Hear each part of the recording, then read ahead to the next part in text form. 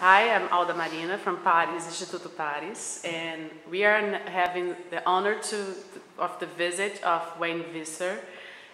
He's founder and director of CSR International. He's a professor at La Trobe University and senior associate at Cambridge University. And it's an opportunity to make some questions about how is CSR in the world, as he's doing his world tour this year through 20 countries, right? Yeah.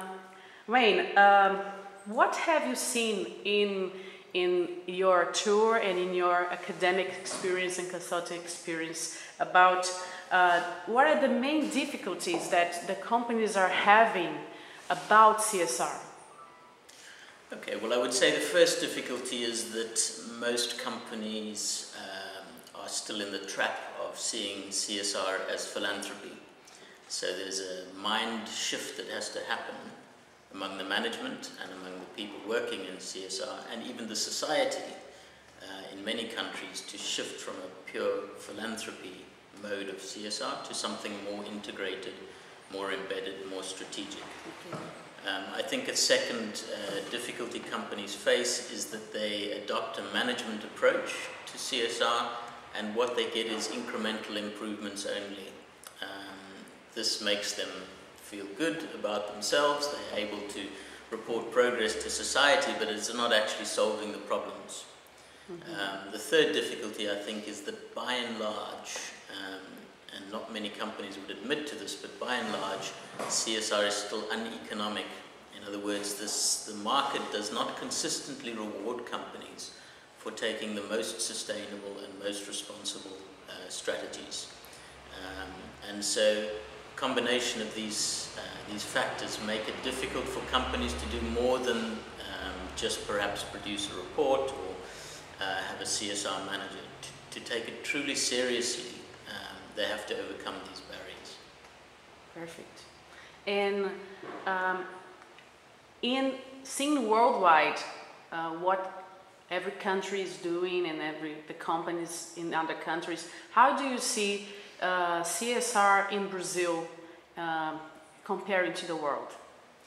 Well, first, I see CSR in Brazil within a developing country context, and so it does suffer from some of the same challenges and some of the same developmental issues as many other developing countries. And so for many companies here, as I mentioned earlier, there's still that perception that CSR may be about philanthropy. What's interesting about Brazil is that this discussion of sustainability and responsibility has been very active for many years now, and so the awareness is quite high. So if you look at some of the research, for example, 84% of the Brazilian public believes that companies should be held accountable or made responsible. And that's actually the highest in the world. Really? So in some ways, you know, the potential is high here. We also have some of our greatest case studies here. Companies like Natura, you know, it's a Brazilian company, and I think is leading the world in its own area. We also have other companies like Semco, led by Ricardo Semler. Again, Brazilian company, very innovative, many times written up in Harvard Business Review, that the world looks to as a case study. So I think there's a lot to be said for progress in Brazil at the moment, and but we just have to guard against the idea, particularly in many Catholic dominated countries where there's a long tradition of charity, that CSR just gets perceived as philanthropy. That's true, yeah. And in sustainability and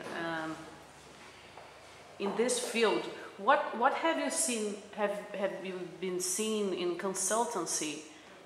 What has consultancy companies have been doing worldwide to help companies to deal with CSR? I think we've seen a number of shifts. Firstly, consultancies have gone from being generic to having to be far more specialized and specific.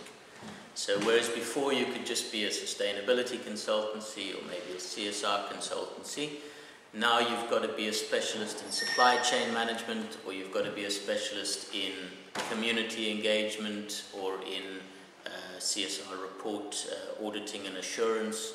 So companies are having to become more sophisticated because their clients, who are the big companies, are also more developed and more sophisticated now.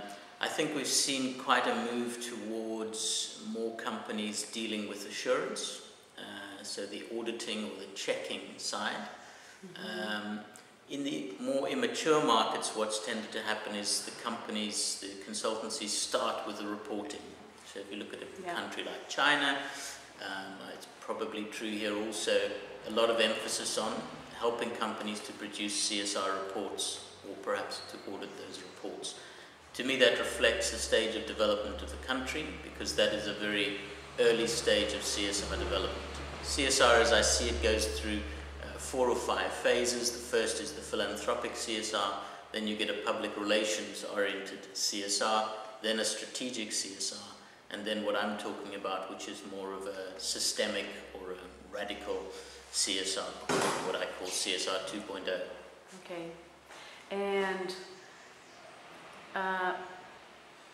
we have read recently an article from Harvard Business Review that mentioned that sustainability is the new mega trend compared to total quality management and to globalization and mass production, and how the companies tend to behave towards a mega trend, and what should they do, and what are the risks they have on being the first movers and so on.